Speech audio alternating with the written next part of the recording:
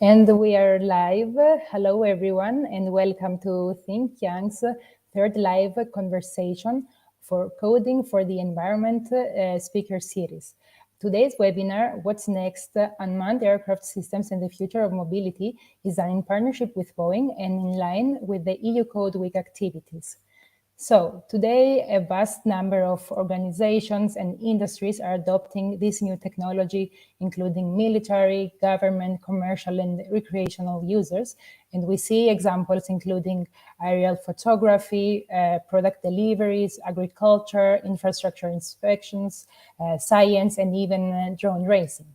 So I think that already, drones and the UAS are playing an important role in our everyday lives. And then the question for the future would be on how to best, integrate the use of UAS into our daily lives.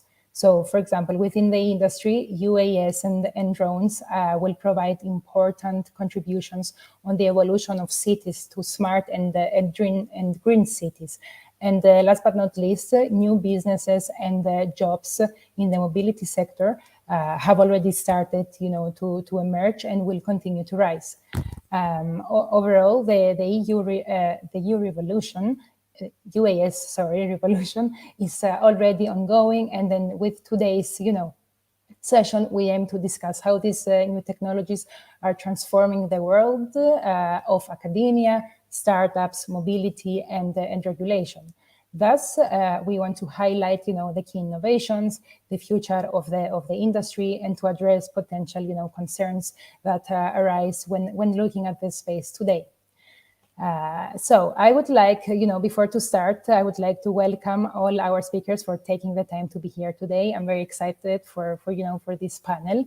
And I would like to welcome each and every one of you, Christelle Al-Haddad, who is, a research associate at the Technical University in Munich, Maria Tarabanovska, who is a co-founder of Flight Crowd, Brian Lee, who is a business development associate at Matternet, and last but not least, certainly not least, Ludovic Legros, expert in the drones unit at Eurocontrol. So, moving on, I would like to start, with the fact that many of us are familiar about, when hearing about drones, and it could be, the delivery, or it could be, the recreational activities, but we are not fully aware of, the meaning of unmanned vehicles as a whole and the diverse uses of them.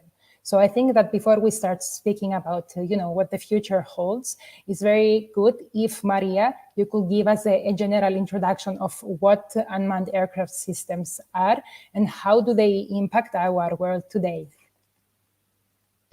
Yes, of course. Thank you very much, Marlena. It's a pleasure to be here. Good afternoon, good morning, good evening, everyone. No, I think you've pretty much covered it really well in terms of, the use cases for the unmanned aircraft systems, the UAVs, UAS drones. There's so many names around, and I think quite often we're sort of trying to, and we're talking about the very same things. But indeed, if you sort of look at the drones and the usage of drones, they've been around for quite some time, and started with pretty much the military using them, the Predator UAV, everyone's familiar with that one. Now we're talking about smaller and more portable drones that are used by, say, for instance, in the defense industry.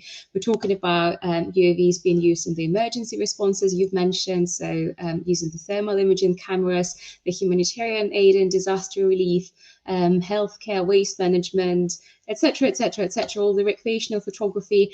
But what unites all of these different systems is, I guess, well, the technology on board, but also, despite the different configurations, and I'm sure we'll talk about different configurations, different designs of these aircraft. I think it's the fact that we, as a humanity, are sort of finding the new ways of, new advancements in technology and new ways within transportation, within aerospace. And so what I am particularly focusing on within Flight Crowd is urban air mobility.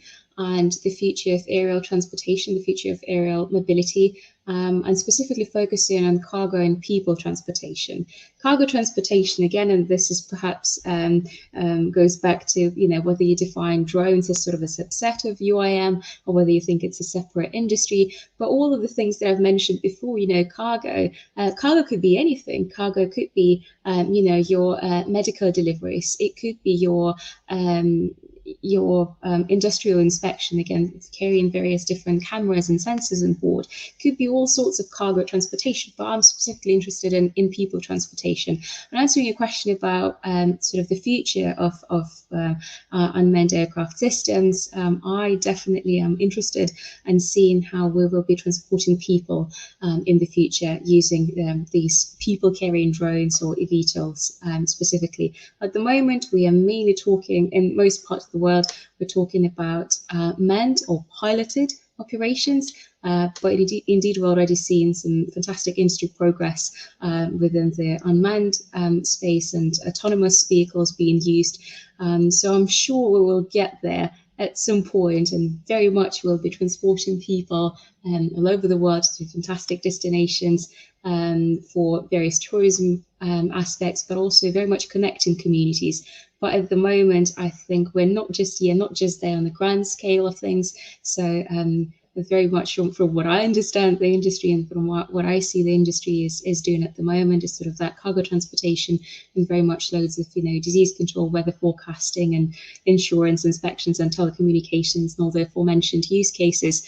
But the future, really, really excited for passengers getting on board and for us to utilising this technology to, again, connect different parts of the world, different communities, and bring this to sort of even more to the masses. Hope that's okay. Yeah, great. Thank you so much, Maria. No, it was indeed a nice introduction to the, to the topic and to the various uses, and also a bit about the future, which we will also speak more about it later. And yeah, that's great. Thank you so much. So now that we have covered, a bit, the uses of the UAS and the drone technology today, I would like to explore a bit, how this technology is evolving to help us to build a better future now for the different generations nowadays. So many new technologies are taking into account, the environment and how we could build our, day-to-day to have, for example, less carbon emissions, no? So I would like to address a question to Brian. So Brian, based on your experience, how far are we from a reality where, UAS will be delivering packages or completing jobs autonomously? And how do you think, Matternet is working towards this goal? Thank you. Before I start, I just want to say it's really great to be with everybody. Yeah, so maybe before I speak about what Matternet is doing and what other drone delivery players are doing in this space, it'd be good to sort of understand a bit about the social problems and what are the ways that, this technology can help alleviate that, right? So, today I'm seeing a world in which last mile delivery is growing exponentially quickly. I think the World Economic Forum says that by 2030, the number of last mile deliveries globally is going to double. This is a bit problematic because, a lot of the social issues that we deal with, like air pollution, congested streets, right, road accidents and fatalities, they're largely caused by delivery vehicles today. Delivery vehicles are maybe 5% of the global fleets, but they contribute to more than 60% of the fine particulate emission.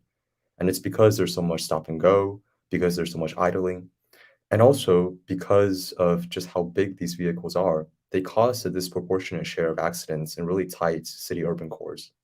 And I'm imagining a world in which, the volume of deliveries go up exponentially, and these problems are just going to get worse and worse. And then there's going to be the climate toll as well as the productivity loss from congestion that's going to go with all of that. And we have to find a way in which we can, utilize all the space above us, create an aerial transportation layer, a green aerial transportation layer that can really alleviate some of these problems and help us, embrace the volume of last mile deliveries without causing more issues on the surface, right?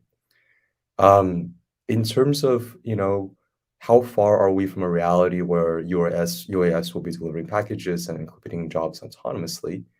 I would say, we're there today. Matternet is, delivering blood samples every single day over the city of Zurich. We fly on a beyond visual line of sight routes and over a really densely populated city, and the drone flies 100% autonomously. But this is a rare case of Switzerland being an incredibly innovative jurisdiction, and also a very specific use case. So I think the question is more about, hey, when will this technology really be available at scale? And I think there's two things that's going to help us get there. One is full automation, right? So today the drone flies autonomously. There isn't a little kid with an RF controller flying it like a DJI drone. But there's still somebody who's manually swapping out the battery in the payload. And for most drone delivery folks, right, it's that way through which they operate. And also, today we're doing small routes for individual customers and big hospitals like the University of Zurich. But we think about a world in which we're creating citywide delivery networks, and we're thinking about the technology not so much as just a one routes thing, but more of a public infrastructure, just like the way we think about the internet or cell phone networks. And we have all sorts of different players, right? Whether it's folks from private enterprise to governments, right, and form these really broad consortiums in which everybody's using these networks. We can really get the unit economics down. And I think that's something that we're trying to do in Abu Dhabi today, where we just announced a 40 location citywide medical drone delivery network with the Department of Health of that country, as well as the General Aviation Authority. I think it's by embracing full automation and scale that you really get to a future in which this technology is competitive with last mile delivery today happening on roads. Great. Thank you so much, Brian. Already very, very interesting comments. And I'm sure that, our audience will have many questions. So don't forget to put your questions in the chat. And at the last 10, 15 minutes, we will make sure to answer as many as we can. So thank you to Brian and to everyone already. So I want to move to Ludo. And, we discussed about, the progression and, all the innovation behind this technology. So when we speak about energy efficiency and less pollution, how do you at Eurocontrol view the future of transport and energy efficiency within the UAS space? Hello. Yes, maybe before I answer to your question, I just want to react to what the previous speaker said. I think when we speak about drones, this is like for the smartphones, there is a before and after, and with the drones, it's like we discovered that we can use the airspace in a different way that we are used to do so far, and then we have different use cases and possibilities in front of us, and this is what we aim to develop now. So, and now to come back to your question and this future of transport and this energy efficiency, it's clear that when we speak about transport, and especially air transport, we have to consider various parameters. I can mention some of the most significant. First, we have the vehicles themselves, and in the unmanned world, electric engines is the natural choice. Clearly, from the small drones that we spoke about so far, up to the future air taxi, when we speak about UAM, manufacturers develop electric vehicles. This choice is made for various reasons, such as the cost savings, the noise reductions, or flight efficiency.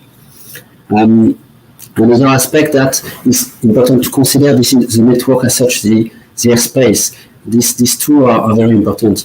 How the airspace is organized and structured, how we efficiently use its capacity. These are questions to solve. And for US management, Europe is developing its own unmanned traffic management solution that we name USpace. And this solution includes definition of airspace organization structure, demand and capacity management, and from its initial definition in 2017, we had the ambitions, we have the objective, and we set performance requirements to minimize the environmental impacts. Here I speak about, again, noise reductions, energy savings that are really key in the development of USpace. So that's the first three aspects to consider. This one are quite common to the what I mean the traditional aviation. Now, thanks to the drones and this change of mindset, we can as well consider this notion of intermodality, which is I would not say new, but quite new in the traditional aviation. So here we speak about how to use the most appropriate and suitable solutions for a journey, including air and ground solutions. So it's about linking the train to the aircraft. It's about linking the car to the future air taxi and so forth and so on. So this is another key enabler for us to develop the future of transport with this perspective of sustainability.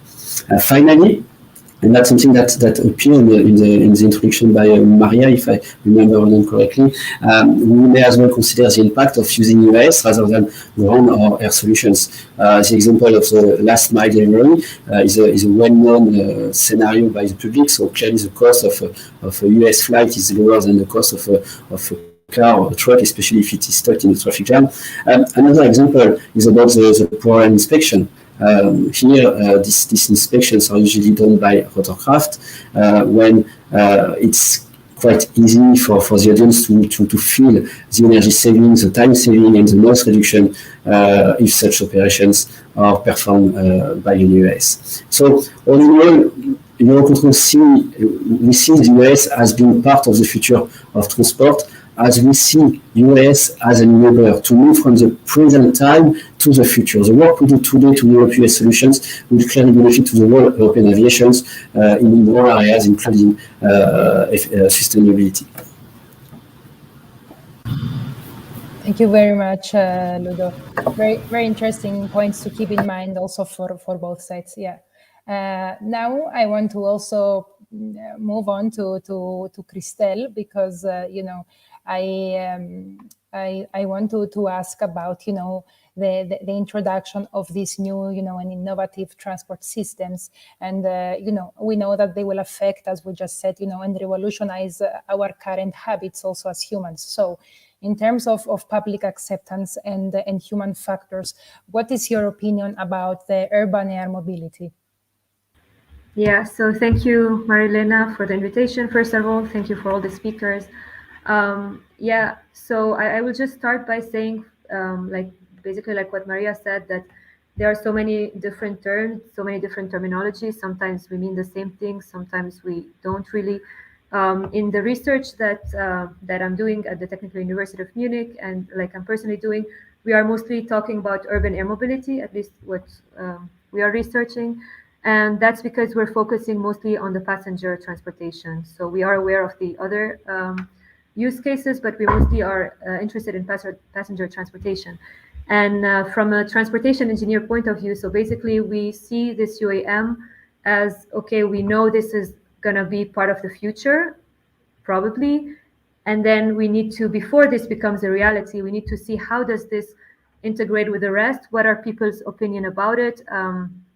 What is the new added value? All of these things. And what you said about the habits is totally true. And I can speak about a very first research I've done on the topic, which has actually been published in Transportation Research Part A. So it was about the acceptance of UAM. And when I was working on that, obviously, it was like, it's a hot topic. So then you want to research, and then there's nothing there because no one did that, like the technology comes first, and then we think, okay, what do we do with this? So basically what we try to do in that work, and what is still being done, is to see, okay, assuming this thing exists now or tomorrow, what would people use it? Would people not use it?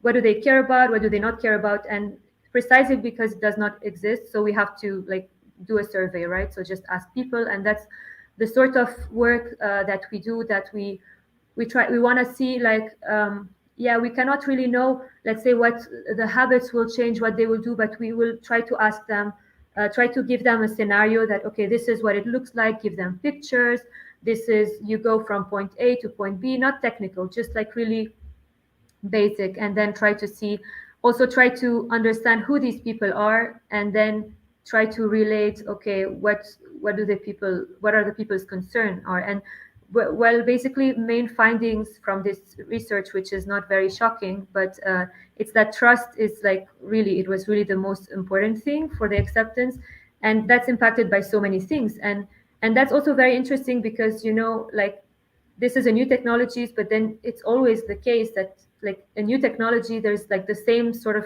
process that you have some people who will adopt it early, some people who adopt it later on, etc., etc. And yeah, so that's one thing that we have to like the point is, like, as transportation researchers, we think, okay, UAM is there, so how do we want to add it to the existing modes, and how does this integrate? So not that, okay, this is something far away, no, like, how does this impact also what, like Ludo said, like, okay, ground and air, it's not like the other stuff will stop existing, so how do everything integrate together? Will this be for which use case? Use case, I don't mean like emergency, or I mean which trip purpose, I'm sorry. So basically, am I going to go to a business meeting with this? Is it going to be, I don't know, like there are so many questions to ask. And I think it's like sort of like, yeah, as you said, it will change habits. And that's that's what we try to understand. How will it change those habits, and what do people care about? How much are they willing to spend? If I give you two choices, you reach faster, but you pay a bit more. What is the, how much are you willing to pay for your time, or how much do you care about the environment? So all of these questions we try to sort of answer. So very exciting times. I don't know if I answered precisely to your question, but that's at least my view about the topic. It's a new thing. It's a new mode of transport. From our point of view, it's a new mode of transport. It has to move people. How do we make sure like people are on board? Like, what do they care about? So listening really to these sort of questions, basically. Yeah. Great. Thank you so much. No, I think you answered a lot, and you also gave us further feedback. So we wait for your next research to see also the responses of the people. And I know that Maria wants to add something here. So Maria, please go ahead. Thank you so much. Yeah, just wanted to jump on very quickly. Christelle, can't agree more with you. And this is precisely what FlightCrowd is focusing on, very much that public engagement side of things, public acceptance. And myself being an aerospace engineer, I know how easy it is to get carried away with the technology and the excitement and all the innovation, and how influencing and how beneficial this could be. But it's so important to make that link with the communities, because indeed what we are talking about in case of urban air mobility is that technology pushed to market rather than the market pull. So the people didn't come to us basically saying, oh, we need the solution because we're bored of, say, staying in traffic, or, we need a new sustainable mode of aerial transportation. People don't, well, they are aware of these issues, but they didn't come to us and ask for these solutions that we're designing to basically be designed. Something we're doing a lot of is outreach through our various programs at FlightCrowd, and we do a lot of discussions and workshops with young people as well. And what's interesting is you find that both the young people and the old people have quite similar worries. And so, we keep thinking, oh, it's the old people who will be reserved and who will be sort of concerned about the future of aerospace and who will be against some potential developments. But really, when you talk to young people, they are as afraid, because I think largely because of what we're seeing in the media. And that sort of goes back to the whole marketing question, and how do we actually portray the actual users of these innovative aerial vehicles? How do people first learn about drones, about eVTOLs, about UAM, and what are we actually going to be using it for primarily? Because at the moment it's fantastic, it's great, we can have it in recreational terms, and military is using it more and more, but we really need to get it out there as a sort of, and have that friendly, nice image of a drone, of the future of aerial mobility, future of unmanned aerial vehicles, and to say, look, this is there for you. And we're making it for the people. It's not just for us because we're engineers and we came together and we want to make something cool, but we are there to solve your problems. But it's interesting to see that really everyone has the same worries, regardless of their sort of background, their age, their demographic. People are, have the same concerns because of the messages that we are receiving on a day-to-day basis, not necessarily reflective of what is actually going on in the industry. Thank you. Thank you. I want to give also one short, spot to Ludo, because he wants to add another comment on this, and then we go to the next question. Yeah, just to confirm what they both said. I mean, public acceptance is really a key point that we consider. And what I wanted to highlight is just that when we look the European Research and Development Program around drones and new space, we are always looking for the scenarios that will bring something to the public first, like Brian spoke about the delivery of blood and so forth and so on. So we target such a scenarios that will bring something to the public first, to ensure that the public acceptance is really a point that we manage. I just wanted to highlight this aspect to show how far it is important at European level as well. Great, thank you so much. Thank you. Now I want to move a bit on another topic, because in the last 2 years, everyone's lives was affected by the COVID-19 pandemic, and different sectors were also affected in different ways. So I want to ask you, Maria, like, in your opinion, how do you think the COVID-19 pandemic affected the air mobility sector? And for example, do you think it slowed down the research and the progress, or do you think that on the contrary, the new needs that were, needed at this period sped up, the process by creating, for example, new jobs or new opportunities?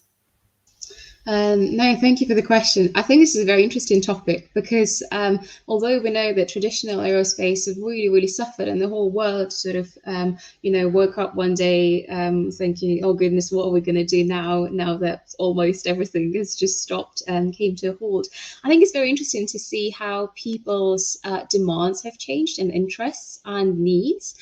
And things that we are passionate about and things that we're concerned with have changed as well. So if you look at the studies pre-pandemic, studies, for instance, conducted by Airbus, looking into the public needs and their sort of thinking behind advanced air mobility, urban air mobility,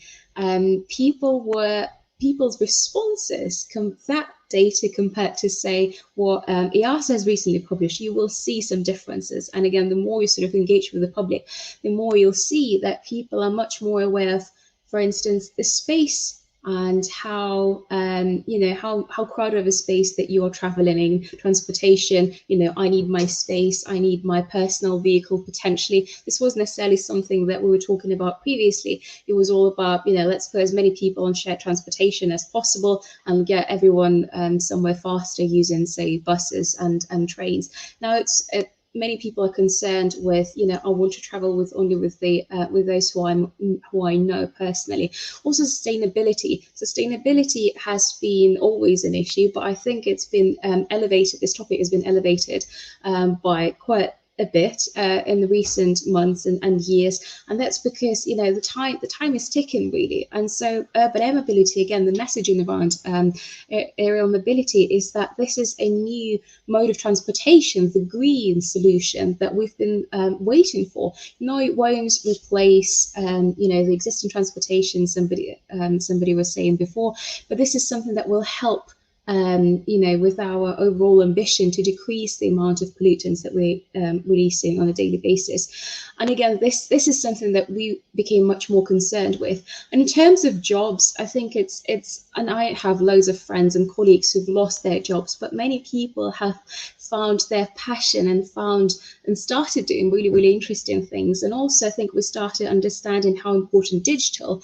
is, and digital evolution again has been, we've seen very much the shift to even further dependency on everything digital. We're here talking over Zoom, and this has been enabled because of developments in the internet space and connectivity. This is what it will be driving the urban air mobility. And so the fact that more of us are getting into this, more familiar with this space, more comfortable with this space, means that, again, hopefully that shift towards new modes of transportation will be made much easier. And indeed, again, we're seeing that people are inventing different jobs. We're thinking about the the new careers that will be out there in the market once urban air mobility sort of is unveiled on a large scale. I think overall there has been loads of devastating effects, but really it allowed all of us individually, but also organizations, to look back at who we are, rethink, reevaluate, and sort of hopefully come back stronger with the right priorities, focusing on, delivering the global benefit, delivering the benefit that is, again, not harming the planet. So hopefully the future is green, and we're definitely investing in all these green solutions for mass benefit. And again, hopefully it's all not just words, but meaningful actions, and hopefully we're also making it accessible and inclusive. This is something else that I'm very worried. Let's not just pour the money into technology. Let's make this technology accessible and inclusive so that as many people can use it as possible. So hopefully that sort of provides some input. Great. Thank you so much. No, indeed. No, I want to say a bit on the same topic and refer a question, to Ludovic. We mentioned, about COVID, and especially as Maria said, there was, big impact on with the closure of national and international, borders, and brought, many air routes to a standstill for a while. So, according to Eurocontrol, what was the impact of the pandemic on the European aviation? If you can give us some information, and then maybe specific for the UAS sector, if anything. Yeah. So I think with no surprise, the COVID had a huge impact on the aviation sector, with an enormous decrease of the traffic for a long period of time, and with the economic consequences we know.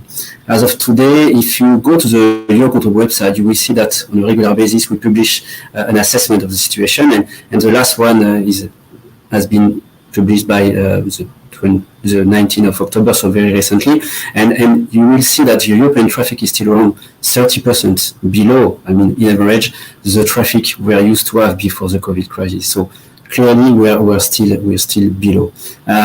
In 2019, the capacity was the critical issue to solve in Europe. When today, let's be clear, it has been pushed back to in our to-do list. And when we look at the figures, again in this impact assessment made by Eurocontrol, even if we look the basic scenario, let's say the one in the middle, we see that the traffic will be back to the 2019 figures only in 2024, so which is not for tomorrow morning. So regarding the UAS sector as such, the impact is, I would say, less important, or it's more difficult to assess in the sense that we do not have figures dedicated to this sector. Now, I can easily mention some aspects. So because as such, this sector, especially in Europe, today, we do not have large-scale and dense operations across Europe. So we have local operations that are performed, and these operations have not been really impacted by the COVID as such. In addition, it's quite easy as well to see that UAS could be and have been sometimes solutions in a situation where social distances have to be maintained or lockdown are required. So I can say that in some cases this was even an opportunity to boost the development of some UAS solutions, as an example, the deliveries using UAS. So what I would like to highlight here is that beyond this situation, the COVID could be seen as an opportunity for the development of the overall UAS management across Europe. Clearly, if it's easy to say that today, but if we look at the European aviation system, if this system would have been based on automation, scalability, which are two pillars that we target for U-Space and this UAS traffic management system in the future, we may say that the impact of the COVID would have been easier to manage, easier to absorb, thanks to this level of automation and scalability. So for me, the COVID confirms the need for such a system in the future for both unmanned and manned aviation. And to react to what Maria said just before, I would highlight the fact that if you look the work plan for the future research and innovation in Europe, in the aviation in Europe, that will start next year up to 2030, there are 9 flagships, and 2 of them, and I would say the main 2 as far as I'm concerned, are the green aviation and the development of U-Space and UAM systems. So that's clearly to show that the COVID had an impact on the overall aviation. Clearly, today we are still beyond what we were before. But as Maria said, at the same time, this is an opportunity to think about, okay, where are we, what do we do, and how do we want to see the world in the future? And this is applicable to the aviation world as well. Thank you so much, Ludo. Very interesting. So now I would like to move a bit, more to the future. So I would like to ask, as being experts, what you see in the future for this field, no? And then I will start with a question to Brian. And Brian, by starting, I know looking at the future for unmanned aircraft systems that, what do you expect, at a personal level and also in terms of Matternet, for example? Do you think that people will also be soon transported? I mean, we already discussed a bit about it, but what is your opinion on this? Is it more packages also, or the humans, like the taxi, as we said? And what impact do you see this having for Matternet? What the future will bring for Matternet? Yeah, thank you for the question. I think in many ways, the problems that we're solving with drone delivery today are the larger issues that UAV transportation of people will have to solve, just on a bigger scale. I think robust sort of services, flying taxi services. I think most people in the industry think that maybe that's not really going to happen this decade. That's sort of something in the middle of the next decade, and I'd be curious to get other people's opinion on that as well. But I do think that within this decade, we will get to a point where you're going to see more delivery drones dot the landscape. And I think the value proposition is that these drones are not just fast. They're fast and fast every single time. And I think folks have sort of alluded to the benefits in healthcare stuff with, let's say, urgent goods delivery, right? I think it's, the World Health Organization says like 50% of vaccines globally are wasted because of cold chain failure. And if you could have a very rapid aerial logistics solution for that, right? That could be something that really helps with that. We also think that healthcare will be transformed in many ways because, now with this, rapid aerial link, what we like to call a pneumatic tube for the outside, you can start to centralize, distributed facilities and medical inventory and reduce waste, right? So there's a lot of very tangible benefits there. And also, society is shifting more and more to telehealth.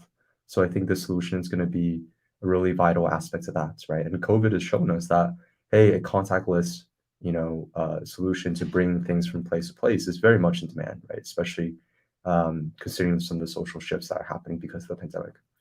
So as much as I'm very optimistic about, the space, I'm also realistic about the fact that unit economics in the short term are simply not going to beat the road, right? I mean, like today, Uber Eats is doing a delivery, I think, for it costs them like $8 to $10 to do a delivery, out of which, maybe 60% of that is like direct cost and 40% variable.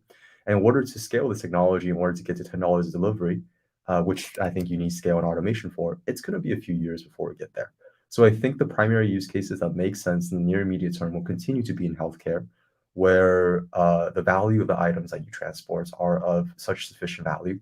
And the minutes that you save and what you can do for a patient life actually matters so much that people are saying, okay, it may be $50 a delivery, maybe $75 a delivery, but this is worth it and we'll do it, right? When you talk about a world in which like Amazon does like 90% of those deliveries by drone, that's, I think, going to be a far off future. I'm not sure if we'll ever get there, but that's how I see sort of the future playing out. It's going to be high urgency, high value use cases, scaling to more popular use cases, and then eventually I think we'll get to the people. And look, I think this is similar to every other sort of infrastructure technology that's existed since like antiquity, right? Like when we had cell phone networks, first of all, it started off being, or the internet, it started off being B2B applications, right? Like big universities had these like giant computers in giant rooms, and they were connecting to each other, and it was primarily like a very enterprise use case.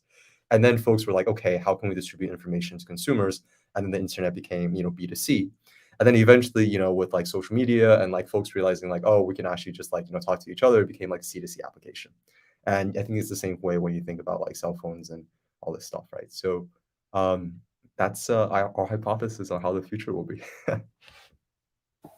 Great, thank you so much, Brian. I like this hypothesis. Yeah, it's very important to see the health, for example. So yeah, I like it. So I know that I mean we are a bit out of time, but does anyone else would like to give an opinion on how they see the future of drones at this point in the UAS before I go to my next question? I think Maria. Yeah, as you noticed, I always have something to say. No, I think this is really a subject that I'm very passionate about, and I keep talking about it all the time. And it's very interesting to hear perspectives from my colleagues. So no, that's wonderful, Brian. Definitely agree with you on most things. And further to what you've mentioned, I think it's important to understand that in an ideal world, this is the future for everyone, and there will be a place for everyone in this future.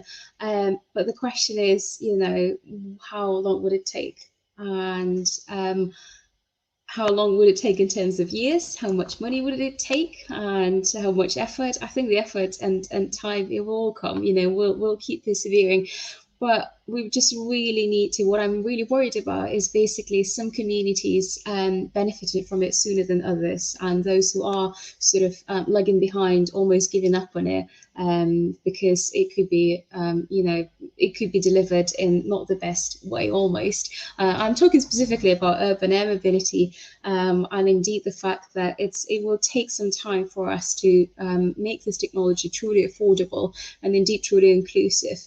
And I just really hope that indeed, people will wait, and people will be patient, and people will truly see those benefits that we are talking about. The technology will deliver for sure. But I'm just really hoping that all that work that my colleagues and myself and we at Flight Crowd, we are all doing, the public will hear us and will wait and will be patient and will truly understand that this is something for them. The big question, what's in it for me? If this is an Amazon delivery and it's not delivering my package, then why should it fly above my house? But if it's somebody going on a sightseeing trip and it's not me because I can't afford it, why should they fly above my house? Why should they land in my backyard almost? But I just hope that we'll have sufficient amount of those services that are delivering public good almost from day one when this technology is implemented. Again, very much the medical delivery, aerial firefighting, policing, and so on and so forth, and truly connecting communities, connecting people, and delivering that fast response that would otherwise, cost people lives. So I just hope that we'll keep persevering. People will be patient with us, but I think it has loads and loads of interesting promises, and yeah, it's very promising. But bear with us, everyone. Great, thank you, Maria. And Ludo, anything to add on this? Yeah, just to add, to say first that I agree with the two of them. And when you look the research and innovation work plan today, when we speak about air taxi, for sure there will be early implementers in the coming years, but clearly this is for the far future. After 2030, 2035. So, and exactly as Brian said,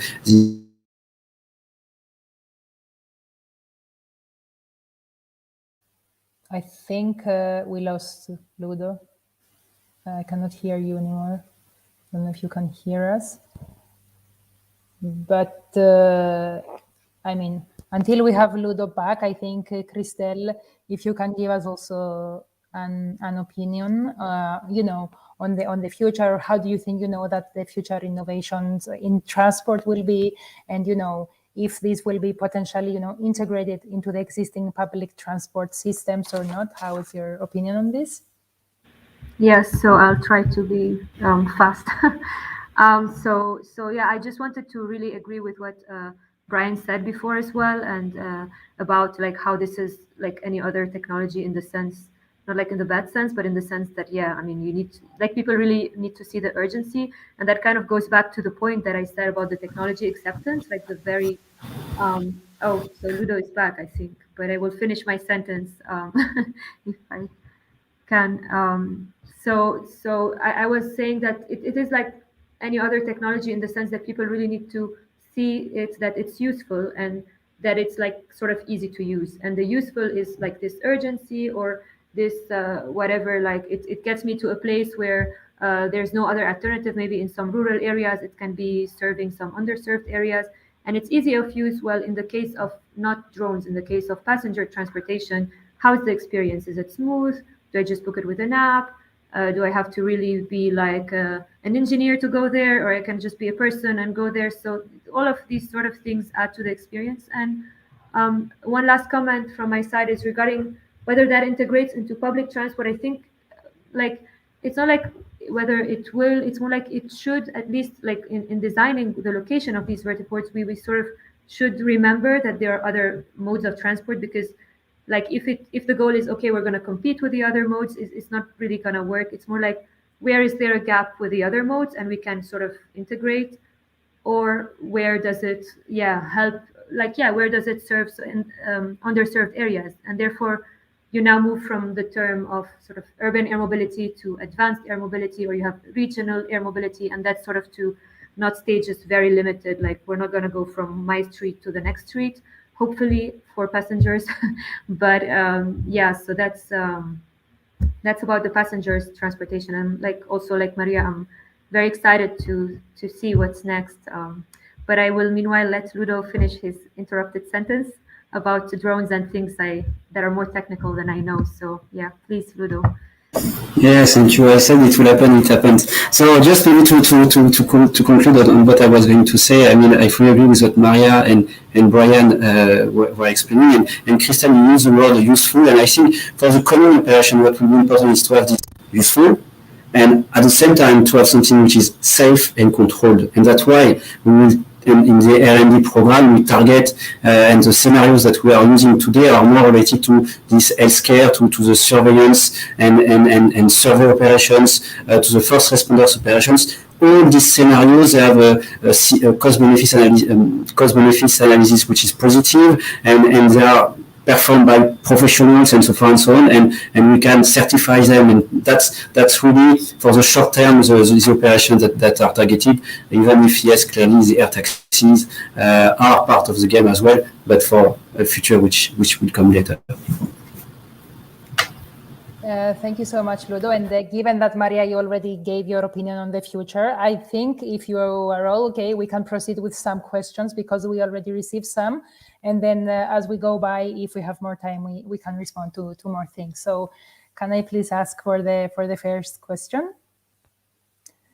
Great. So from Jorge Ramos from YouTube, do you think it's possible to use drones also in scientific research, for example, to document places where humans cannot reach, the seabed? Who wants to respond to this? Oh, well, since my colleagues are silent, I'll take this one. I say from my personal experience, it is possible. It is possible already. I believe so.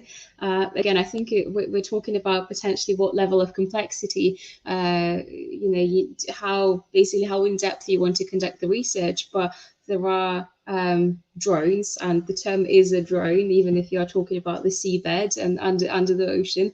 There are already drones that are being used to very much map out the seabed and sort of conduct various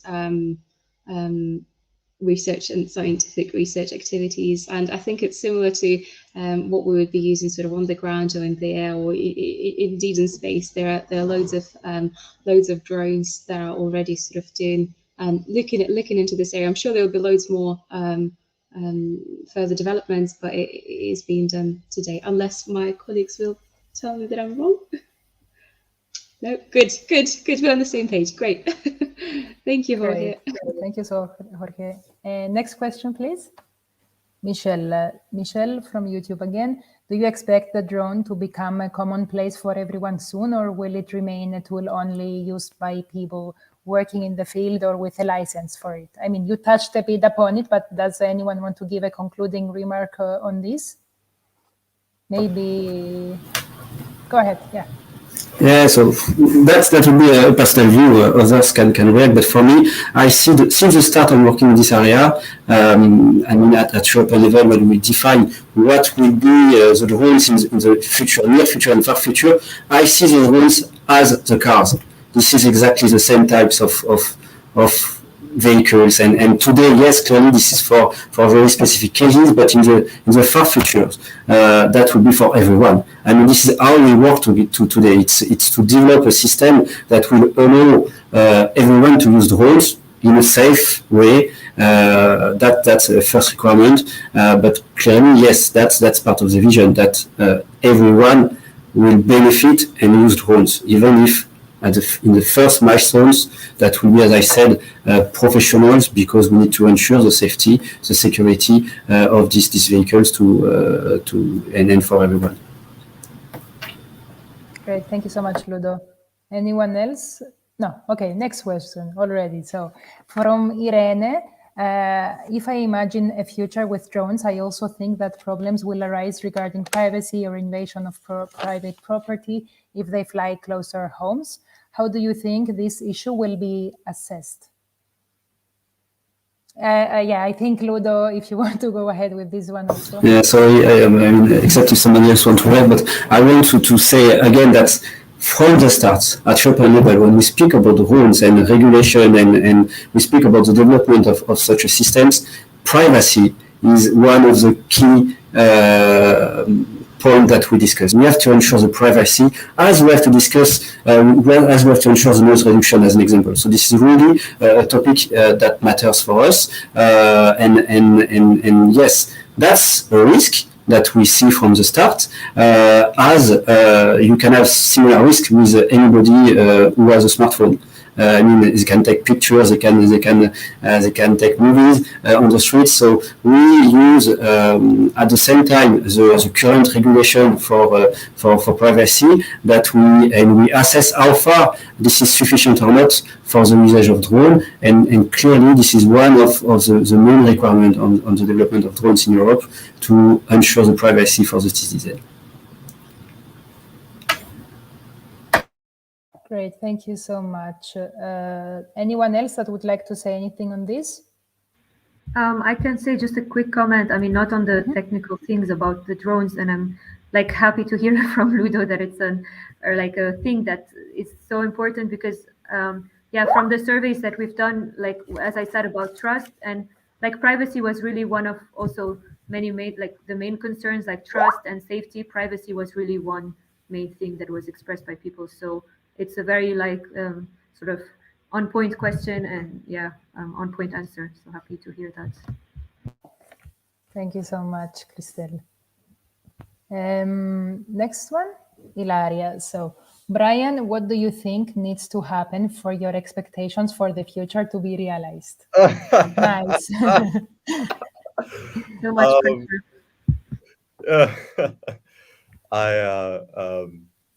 It's like asking me to predict the future. I'll just go home and get my crystal ball and come back to you with an answer in 30 seconds. Yeah, so I think, there's a lot of things that need to happen, right? I think industry needs to do a lot with the technology in order to make it more scalable. I think we have a responsibility to lower the unit economics so more and more use cases can be welcomed. And I think, there's a huge regulatory component as well. So, a lot of times today, limitations in the field are not really, made by industry, but rather there's a regulatory bar there that, companies really need to meet and, prove to the regulators that what they say their technology can do can actually do. And a lot of the concerns with like privacy and noise, we need to go ahead and satisfy that. And also, do work around reliability and safety and really get people comfortable around the technology, right? And I think that's the final point I will make, which is getting people comfortable. A lot of folks are still, really wary about the sky is darkening with little drones above there, and they don't know what they're going to do with, So we have a lot of work to do to get folks comfortable around that and to make those arguments and really show them that, hey, the social benefits here really outweigh, any of the risks, and that we're doing our best to mitigate it from, a technology and regulatory point of view. Great, thank you so much, Brian. Since we have some time, Maria, I want to go back to you and ask the question that I didn't ask earlier because we were super fast with our responses. So, because we are Think Young and we always, want to conclude something strong and inspiring, for young people.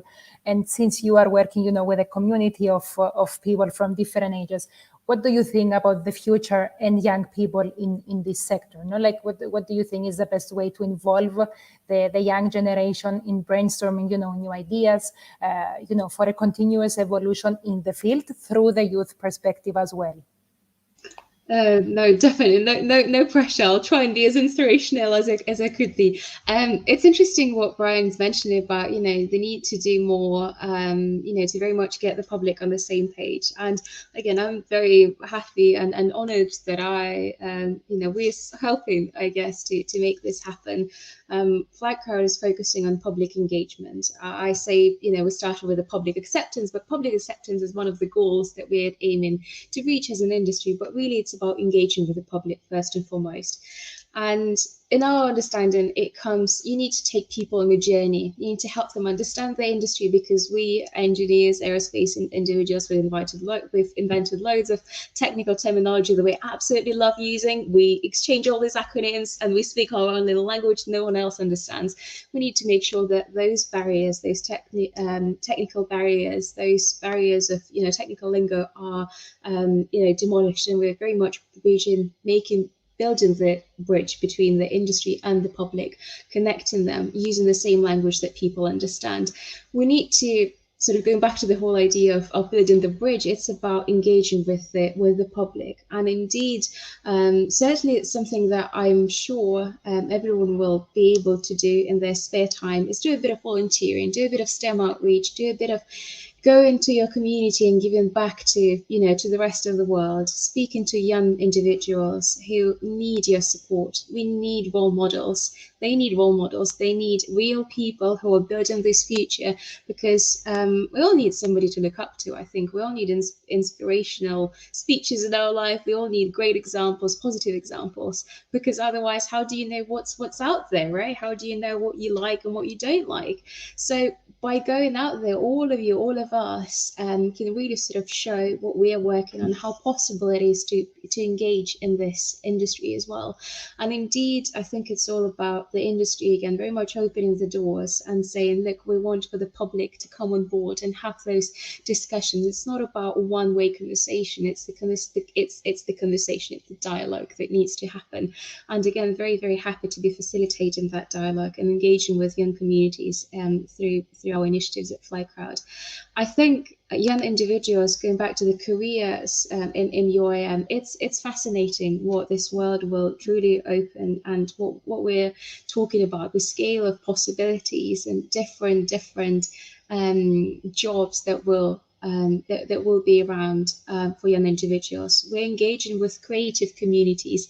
I'm also a product designer by education, and I'm so happy to go back to creative industries and say, guys with background in product design, in architecture, urban planning, media, film, all of your skills will be very much applicable. We need people with creative, fresh thinking, bright ideas. We need all of you to help us build this future. People who have passion and background in languages, in history, again, technical, loads of technical, this technology is all powered by, this industry is powered by technology, but indeed we need people who think about business, leadership, management. It's all about working together. It's systems thinking. So really, if you think about, again, how many, this industry operating on a truly global scale, and think about the amount of hospitality jobs that will be created, the digital backbone, the physical infrastructure, regulations, maintenance, manufacturing, really the amount of people who will be needed to very much help make this industry become successful and indeed sustain it for the years to come is tremendous, and it's important to start now. So if I was to ask for everyone here who's listening, who's sort of coming from our professional background, the adults in the room, to do something, is to share what you do, to share why you are doing what you're doing, what excites you in your day job. Go out and inspire future generations, because they need that. They need those stories. And just talk to them about the possibilities of this industry and answer their questions, and be open and honest if you don't know the answer to their questions. But trust me, from my personal experience, there's nothing more rewarding than just going out there and inspiring future generations. We've done that before. We've seen how people go, this is my future, I want to do it, I want to build it, I want to design it. And we have, students who are now interested in applying to work in urban air mobility because somebody once came to their school and told them that this is a future that is knocking on their door, and they were keen to open that door. Let's go out there and knock on as many doors as possible, because trust me, young people are waiting for those positive stories, for those great, fantastic potential opportunities that we are all working on. So I hope there will be many more of us who will build this future together. But thank you to all who's already here with us, who's working, who we're working with shoulder to shoulder. And I can't wait to see many more fantastic individuals joining our industry. Well, that was very, very inspiring. It was a great, conclusion to the discussion that we had, because I think, it was a very insightful conversation. Well, it was an absolute pleasure having all four of you here today with us. And I think you all gave, a piece of your, experiences to discuss today this very, interesting and currently evolving topic, as we just said. So I want to thank you again. I see it's, 4:30, so I don't want to keep you too long. I know you have a busy schedule. So thank you all so much for being here. And thank you to everyone who was following us and who took the time, to ask some questions to learn more about this interesting topic. Have a good day, and we keep in touch for our next webinar. Bye, everyone.